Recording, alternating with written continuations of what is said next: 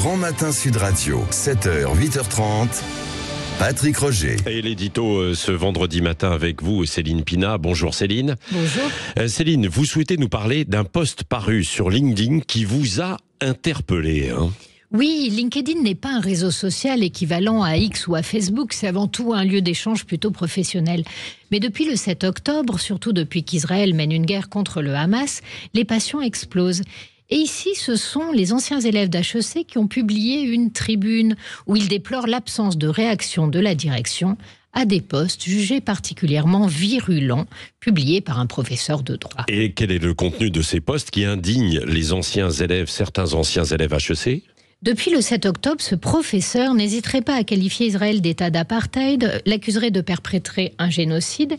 Et ce que lui reprochent aussi les anciens élèves, c'est d'être ambigu au sujet de la nature terroriste du Hamas et d'évoquer la résistance quand l'objectif de ce mouvement est l'éradication des Juifs. Ils estiment donc que le fait d'être professeur dans une des écoles les plus prestigieuses du pays donne à sa parole un poids et une légitimité particulière. Oui, et quels sont les reproches qu'ils font donc à la direction d'HEC ? Son silence assourdissant. Il voit dans le refus de rappeler ce professeur à un minimum de réserve soit une forme de lâcheté, soit une manière de cautionner en creux des propos militants et de faire donc semblant de confondre attachement à la cause palestinienne et diffusion du narratif du Hamas. Ils interpellent donc Éloïc Perrache, qui est le président d'HEC, en lui demandant de sortir du silence d'abord, de sanctionner le professeur incriminé ensuite et surtout de préciser les liens de l'école avec le Qatar, pays qui soutient et subventionne le Hamas. Oui, donc pourquoi il y a des liens de HEC avec le Qatar qui expliquent cette interpellation sur les réseaux ? Tout à fait, et il ne date pas d'hier. HEC Paris a rejoint la Qatar Foundation en 2010 et a ouvert une antenne à Doha. Vous savez, cette ville où les dirigeants du Hamas entreposent leurs milliards et vivent dans des hôtels de luxe pendant qu'ils utilisent à Gaza leur peuple comme bouclier humain. Et cela vous a rappelé ce qui s'est passé à Harvard ou Columbia, d'autres grandes universités. Exactement. À Harvard et dans les écoles de droit les plus prestigieuses du pays, de très nombreuses associations d'étudiants ont repris le discours du Hamas à l'égard d'Israël.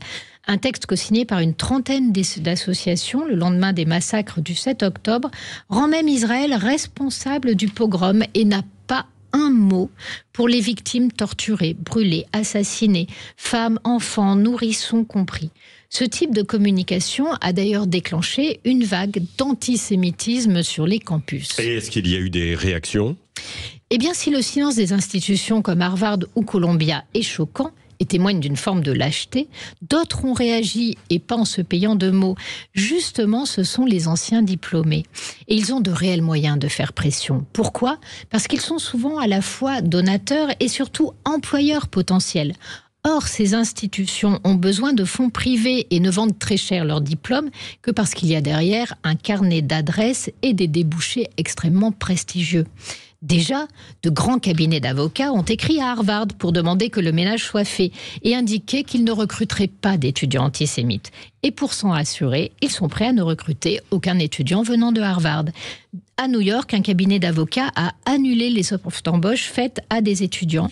Des donateurs mettent fin à leur partenariat. Une grosse situation à risque pour ces universités. Pour HEC, le soutien du Qatar peut lui permettre de fermer les yeux sur l'activisme d'un de ses professeurs. Mais son image de marque risque d'en prendre un coup et les débouchés pourraient aussi connaître, quelques démêlés.